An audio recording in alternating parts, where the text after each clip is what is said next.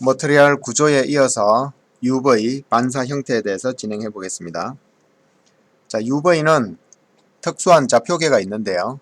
일반적으로 우리가 3D 공간은 XYZ 좌표계를 사용합니다.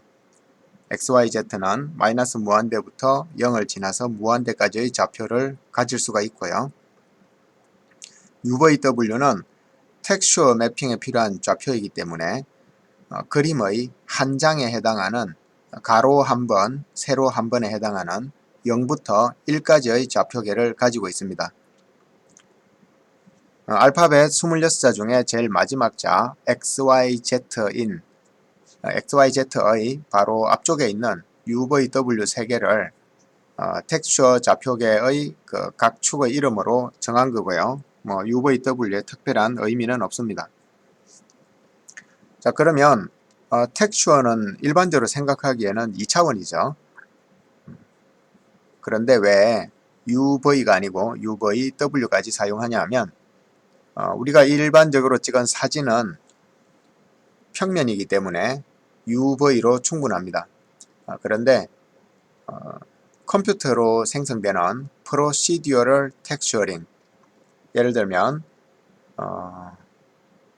나무 결 같은 것을 컴퓨터 알고리즘으로 만들 수가 있습니다.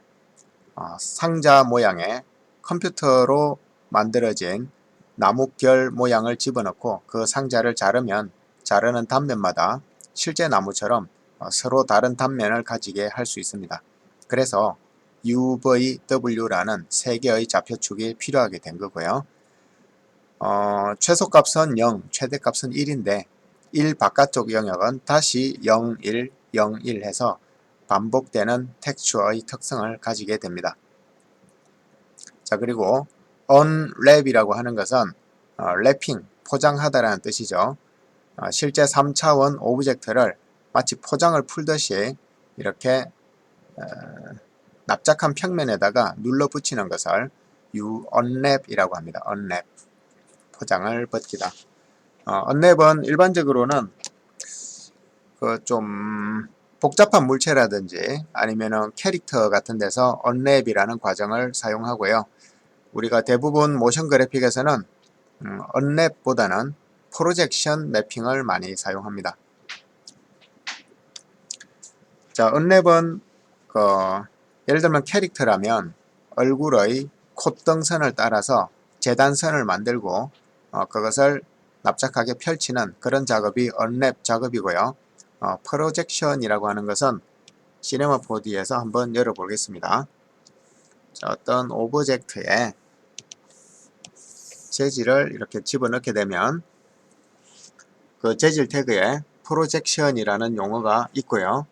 여기에 프로젝션, 투사 방법을 결정하는 건데 이미지를 어떻게 저 오브젝트에 투사할 거냐 하는 거고요. 자, UVW 좌표가 있는 것은 UVW 매핑을 하면 좋겠죠. 이 UVW가 바로 unwrap에 해당하는 겁니다.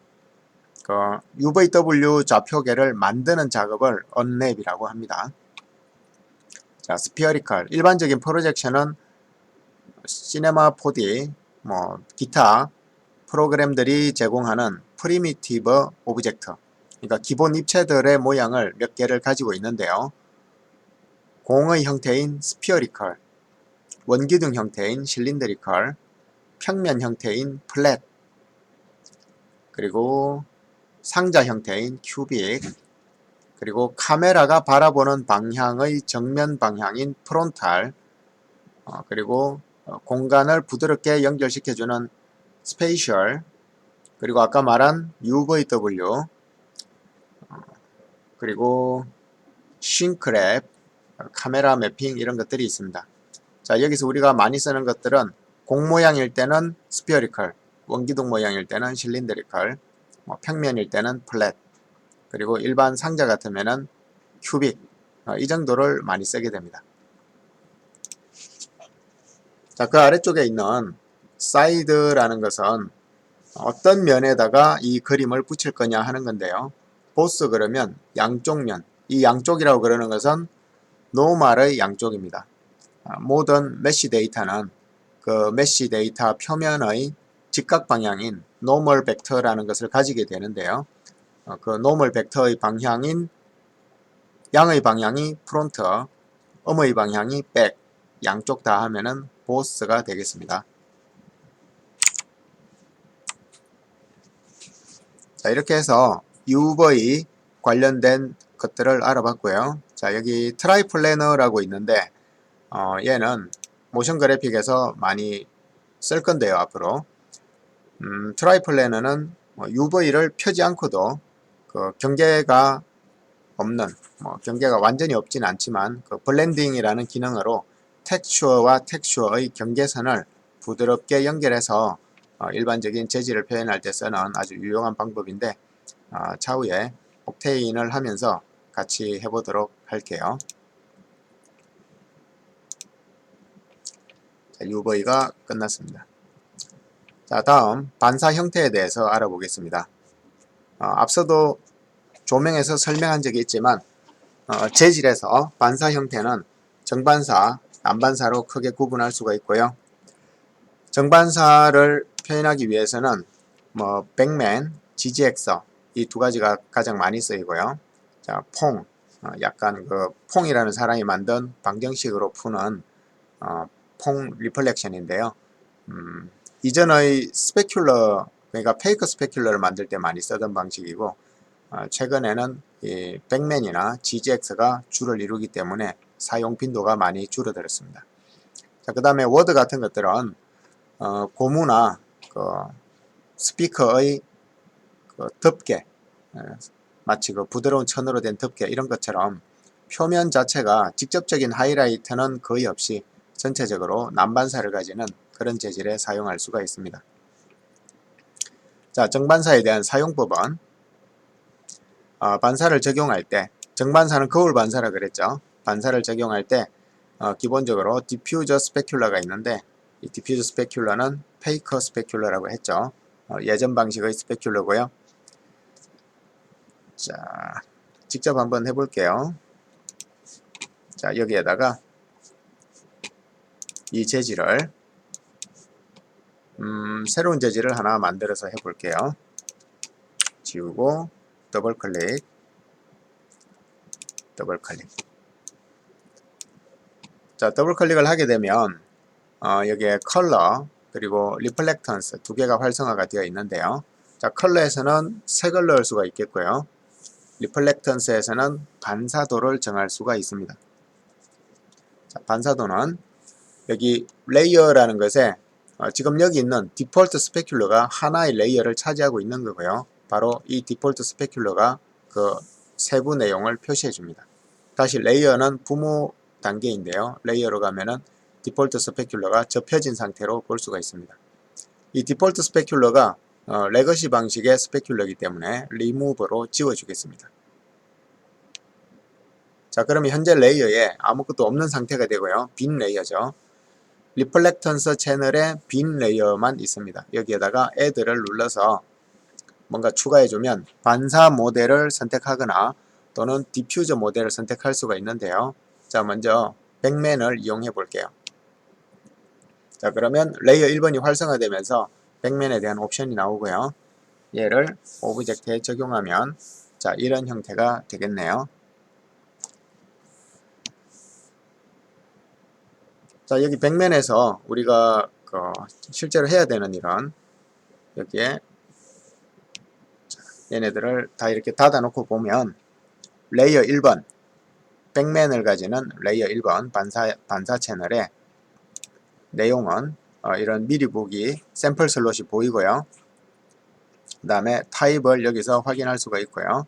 자, 아래쪽에 4개의 카테고리가 더 있는데 레이어 컬러, 레이어 마스커, 레이어 프레넬, 레이어 샘플링 여기서 레이어 프레넬을 반드시 지정을 해주는 게 좋겠습니다. 자, 유광일 때는 유광 페인터 그러니까 부도체죠. 전기가 통하지 않는 유광 페인트일 때는 부도체인 디일렉트릭 얘를 정해주면 좋겠네요. 자, 그 다음에 전기가 통할 때는 컨덕터를 정해주면 되겠습니다. 자, 백맨은 디일렉트릭하고 호환되기 때문에 얘를 눌러주는 게 좋겠습니다. 자, 여기 컬러가 있는데요. 이 디퓨저 컬러의 값이 없을 때 이렇게 그냥 흰색으로 남아 있거나 또는 이 채널을 아예 꺼버리면은 그거를 사용하지 않게 되죠. 자, 리플렉턴스에서도 이 재질의 표면색을 정할 수 있고, 그 디퓨저죠. 그 다음에 반사 채널도 정할 수 있고, 리플렉턴스 안에서 두 가지 활동을 다 할 수 있는데요. 그렇게 하기 위해서는 자, 얘를 일단 버리고 아무것도 없는 상태죠. 이렇게 모든 채널이 비활성화된 상태는 빛에 대한 작용이 없기 때문에 이렇게 보입니다. 자, 이 상태에서 리플렉턴스를 켜주고 텅 빈 레이어에서 애드에 있는 여기 디퓨저가 두 개가 있죠. 이 두 개의 디퓨저를 가지고 여기 있는 컬러를 대신할 수 있습니다. 자, 디퓨저에 램버시안과 오렌 나이어가 있는데요. 램버시안 눌러볼게요. 자, 그리고 여기서 뭐 컬러를 지정해 줄 수가 있습니다. 아까처럼 비슷하게. 자, 이렇게 정해 줄 수가 있고요. 이게 이제 물리적으로 정확한 디퓨저를 표현하는 방법이고요. 그 위에다가 레이어를 올려서 add. 자, 이번에는 뭐 백면을 아까처럼 해볼게요. 자, 백면을 하는데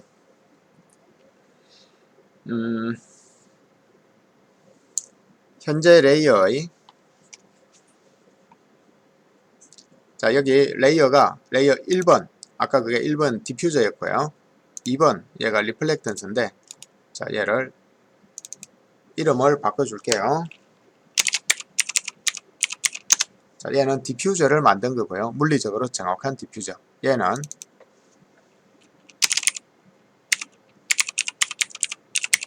리플렉턴스를 만들었는데 이 두 개의 레이어가 있지만 서로 노멀 모드로 100%씩 작용하기 때문에 밑에 색이 전혀 보이지 않게 되는 거죠.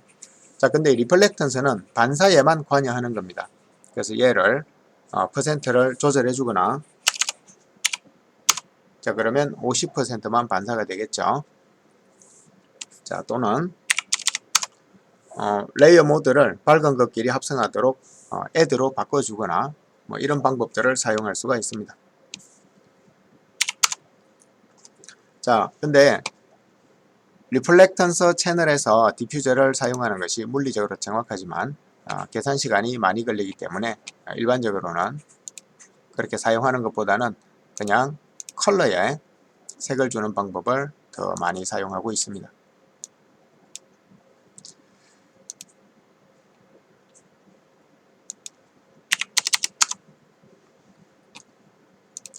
자, 노멀 50.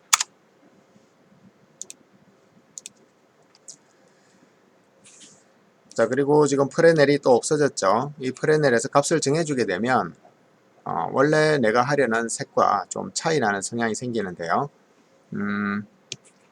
여기에서 부도체일 때는 디일렉트릭, 그 다음에 도체일 때는 컨덕터를 선택해 주면 되겠습니다.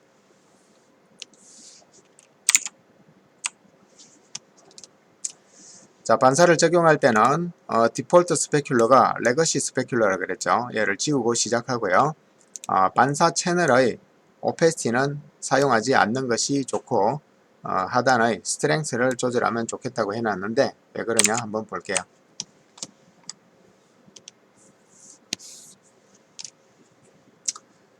자, 반사 채널의 레이어에서 여기에 오페시티 값이죠. 얘를 100, 자, 원래 값으로 두고요. 리플렉턴스에 리플렉션 스트렝스, 자, 이 값을 이렇게 조절해주면 이게 더 좀 직관적으로 알기가 쉽다는 거고요. 이 레이어에서 어떤 값들을 조절하면 문제는 뭐냐 하면 예를 들어서 이 값을 50을 조절하게 되면 이 리플렉턴스의 여러 가지 카테고리가 갖는 모든 힘들이 50%로 줄어들기 때문에 조금 더 프로젝트를 관리하기가 어렵다는 문제가 있는 거죠. 그래서 반사값만 줄일 때는 여기에 리플렉션 스트렝스만 줄여주는 것이 좋겠습니다. 자, 그 다음에 반드시 프레넬을 설정하라고 그러고요. 도체는 GGX, 부도체는 백면을 사용하면 좋지만 대부분은 GGX가 조금 더 쨍한 결과를 보여주기 때문에 그냥 GGX를 사용해도 크게 차이가 없습니다. 자, 그리고 뭐 러퍼니스 같은 것들은 그 반사체의 거친 정도를 표현하는 건데요. 뭐 거기에다가 얼룩 같은 거를 추가해서 좀 사실적인 느낌을 낼 수가 있겠네요. 우리가 어떤 반짝이는 물체를 손으로 잡으면 지문이 묻게 되거나 또는 뭐 손에 로션을 바르고 잡으면 이렇게 미끄러지는 그런 자국이 남게 되죠. 그래서 그런 것들을 러퍼니스로 표현하면 좋겠습니다.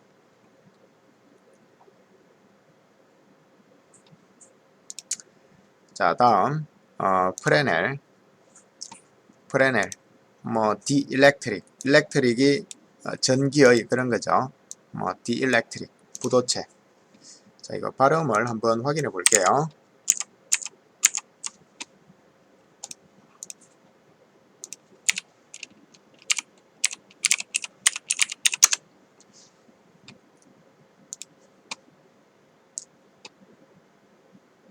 Dielectric, dielectric, 다이일렉트릭. 자, 다이일렉트릭이 부도체. 보통은 백맨과 함께 사용하고 유광 페인트, 전기가 통하지 않는 그런 물질들에 사용을 합니다. 뭐 부도체의 특징은 하이라이트가 흰색이 생긴다는 게 부도체의 특징이라 그랬고요. 자, 컨덕터는 도체를 표현할 때 쓰는 건데 일반적인 금속은 반사광을 흰색을 내지 않고 자기 금속 고유의 색 파장을 방출하기 때문에 뭐 금이나 구리 같은 것은 금색이나 구리색을 방출하게 됩니다. 자, 그 다음에 난반사. 자, 디퓨저 BRDF라 그랬죠. 난반사는 실제로 우리 주변의 대부분의 물체들은 현미경으로 봤을 때 표면이 거칠거칠하다 그랬죠. 그 거친 정도에 따라서 빛이 여러 방향으로 난반사가 되기 때문에 그 난반사되는 현상을 계산해 주는 것이 BRDF 모델이 되겠습니다. 자, 램버시안과 오넨라이어가 있는데요. 자, 램버시안은 매끄러운 하이라이트를 가진다. 상대적으로 매끄럽다는 뜻이에요. 거울만큼 매끄럽다는 뜻이 아니고. 자, 오렌라이어는 고무처럼 약간 거친 하이라이트를 가진다. 자, 이런 특성이 있지만 이 두 개는 아까 계산 시간이 많이 걸려서 그냥 일반적인 컬러 채널에 디퓨저를 사용하면 좋다고 했습니다.